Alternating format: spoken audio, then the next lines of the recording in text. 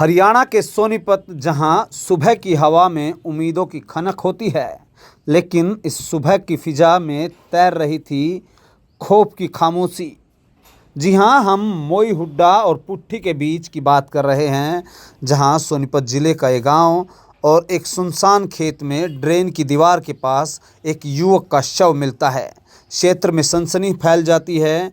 जिस तरीके से आने जाने लोगों को यह लाश दिखाई दी, गर्दन पूरी तरीके से कटी हुई, सिर पर कई बार, शरीर पर गहरे जख्मों के निशान, और हत्या इतनी बेरहमी से की गई कि देखने वाले की रूह कांप उठे।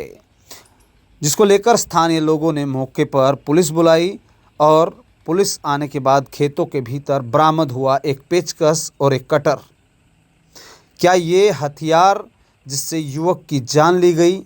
युवक की पहचान अब तक नहीं हो पाई है। ना कोई दस्तावेज है, ना कोई मोबाइल। शव के शरीर पर था काली टी शर्ट और पजामा। सदर थाना प्रभारी लाल सिंह ने इसके बारे में जानकारी दी। आज सुबह कंट्रोल रूम से सूचना प्राप्त हुई थी कि पुट्ठी से मोई हुड्डा जाने वाली सड़क के पास एक डेड बॉडी पड़ी हुई है।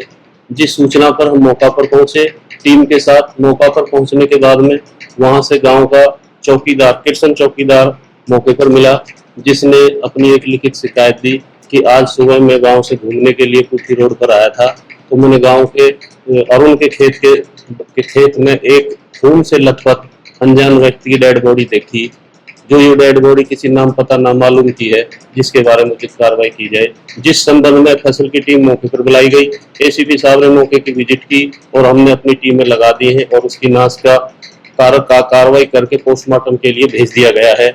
उन्होंने कहा कि टीम जांच कर रही है, फोरेंसिक टीम को भी मौके पर बुलाया गया है।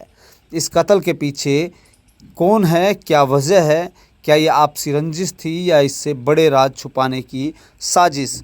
जवाबों की तलाश अभी भी जारी है और इस्तार छपवाकर नजदीकी गांवों में, नजदीकी थानों में और सभी व्हाट्सएप ग्रुप पर छोड़ दिए गए ताकि नाश की शनाख्त हो सके और मृतक का पता चल सके, आरोपियों तक पहुंचा जा सके।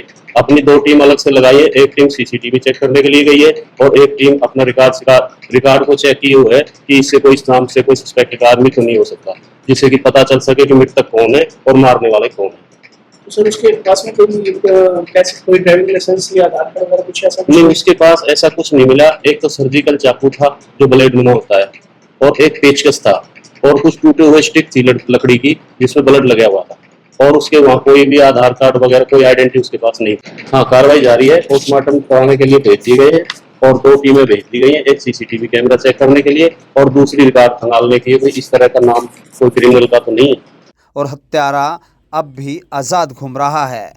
अब देखना दिलचस्प होगा कि बढ़ते क्राइम पर सोनीपत पुलिस किस तरीके से एक्शन लेती है और इस मामले में कब तक आरोपियों तक पहुंच पाती है। ये देखने वाली बात होगी। बहरहाल तमाम अपडेट्स के लिए देखते रहें सिटी तहलका। सोनीपत से सुशील मोर की रिपोर्ट, सिटी तहलका।